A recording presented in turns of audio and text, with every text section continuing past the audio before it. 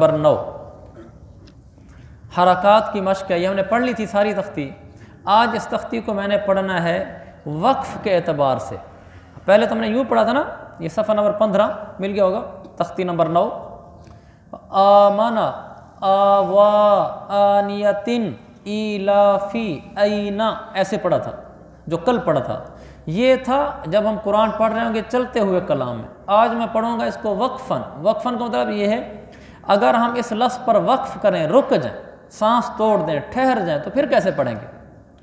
تو اس کو کہتے ہیں وقفاً. آمنا, اس کے نون کے آخر میں نون ہے اور اوپر زبر ہے, تو اس کو اگر ہم وقف کریں گے تو یعنی کسی حرف کے آخر میں اس پر زبر آ گئی تو اس پر وقف کریں گے تو اس کو جزم کر دیں گے. آمنا کو آمن. تو اس سے ہمیں قاعدہ معلوم ہو گیا, کسی حرف کے اوپر زبر ہے, ایک زبر دی ہوئی ہے اور آپ نے اس پر رکنا ہے تو آپ اس پر جزم لگا دیں. جیسے یہ ہے آمنا, یہ زبر ہے نا, اگر اس کو رکیں گے تو اسی پر جزم آ جائے گی. اور اسی طرح اور لفظ واجدہ, آپ اسی سے آپ قاعدہ سمجھ لیں, واجدہ, اگر اس کو ہم رکیں گے واجد, دال پر جزم آ جائے گی چونکہ آخر میں زبر ہے. کوئی لفظ بھی اسی طرح آپ پڑھتے ہیں زارابا, زارابا, اس کو رکیں گے آخر میں ایک حرف اس پر زبر ہے زارب.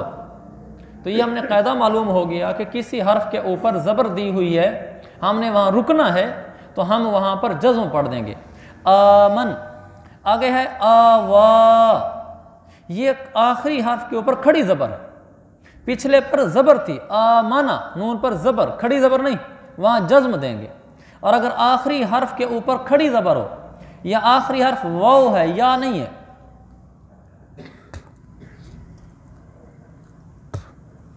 یا اس لیے نہیں ہے جیسا کہ کئی دفعہ ہم پڑھ چکے ہیں, جس حرف کے اوپر زیر زبر پیش جزم کچھ نہ ہو اس حرف کو نہیں پڑھا جاتا بالکل. وہ صرف لکھنے میں آتا ہے, جب پڑھا نہیں جاتا تو پھر لکھنے کا فائدہ وہ گرامر کی وجہ سے لکھتے ہیں, عربی گرامر کی وجہ سے. اس کو نہیں لکھیں تو پھر ترجمہ بدل جاتا ہے. تو جیسے ہمارے اردو میں, انگریزی میں بہت سارے الفاظ ہیں کہ بعض لفظ ہم لکھتے ہیں لیکن ہم اس کو پڑھتے نہیں ہیں. اگر نہ لکھیں تو لفظ ٹھیک نہیں بنتا. جیسے اردو میں خواب ہے, خواہش ہے, ہم اس میں خواب پڑھتے ہیں, خواب تو نہیں پڑھتے. لیکن اگر کوئی لکھ ہی دے خیلف خواب, ہم کہیں گے غلط لکھا ہوا ہے. اس کو خواب کو پڑھ کر ہمارے ذہن میں وہ جو نیند والا خواب ہے اس کا ذہن ہی نہیں آئے گا. کسی جگہ لکھو خیلف خواب, تو یہ لفظ پڑھ کر ہمارے ذہن میں نیند والے خواب کا تاثر نہیں آئے گا, تصور نہیں آئے گا, کیونکہ ہمارے ذہن میں خواب اور لفظ ہے وہ واو کے ساتھ ہوتا ہے.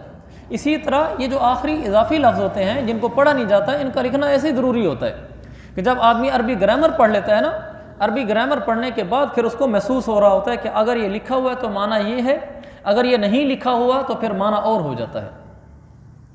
الغرض, جس حرف کے اوپر کھڑی زبر آ جائے آخر میں, یا آخر میں کھڑی زبر واو کے اوپر ہے, تو ہم جس پر کھڑی زبر ہو تو اس کے وقف کی حالت میں بھی کھڑی زبر ہی پڑھیں گے. آوا,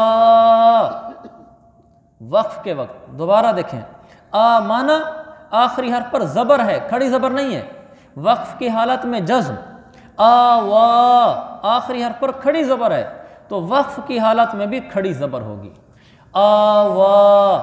آگے آنیتن, آخر میں گول تا ہے, اس کو گول تا بولتے ہیں.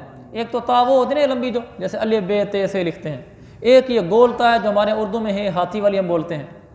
تو یہ گول تا بولتے ہیں اس کو.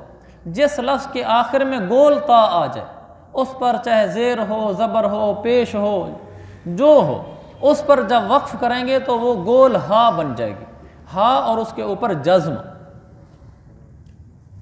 اس کو کیسے پڑھیں گے؟ آنیہ.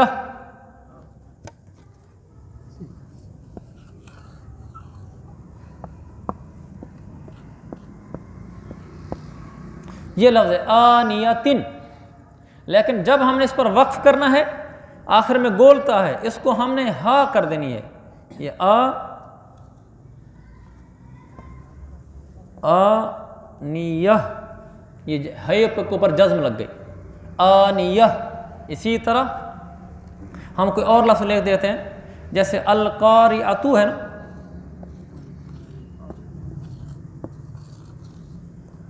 القارعۃ، یہ لفظ القارعۃ، آخر میں گول تا آ گئی، جب اس کو وقف کریں گے تو یہ ہو جائے گا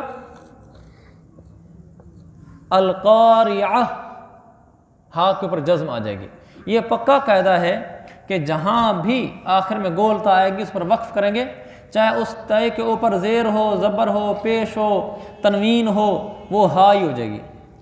آگے ایلاف، اس میں وہی قاعدہ ہوگا جو آمنہ ہے، جیسے آخر میں نون پر زبر تھی تو جزم آیا تھا نا، اسی طرح زیر ہو تو بھی جزم آئے گا، ایلافی جزم، اس کو وقف کے وقت ایلاف، اور پیش ہو تو بھی اس کے اوپر جزم ہی ہوگا، جیسے اسی صفحے پر تیسری لائن میں دوسرا خانہ داود، داود دال پر پیش ہے نا، اس پر بھی وقف کریں گے تو داود۔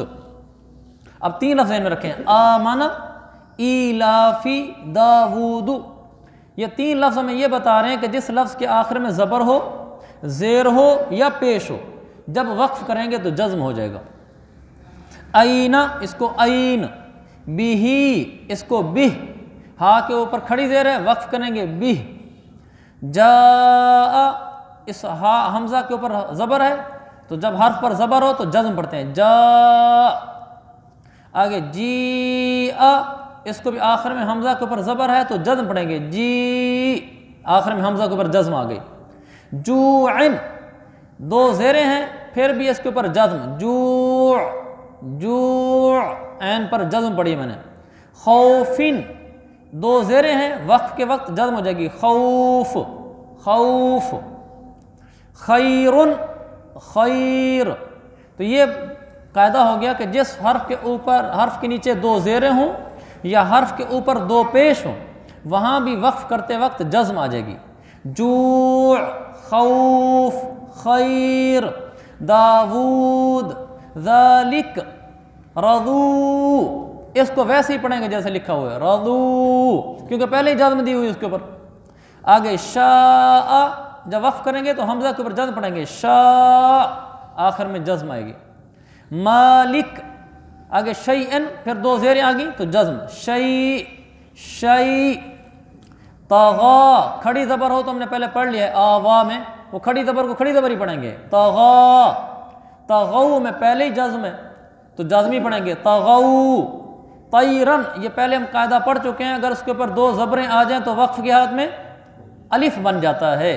جس حرف کے اوپر دو زبریں ہوں بشرطے کہ گول تا نہ ہو، اس کے اوپر دو زبریں آ جائیں تو وہ الف بن جاتا ہے۔ ٹائم ہمارا پورا ہو گیا، اس کو کل کر لیں گے انشاءاللہ۔ اللہ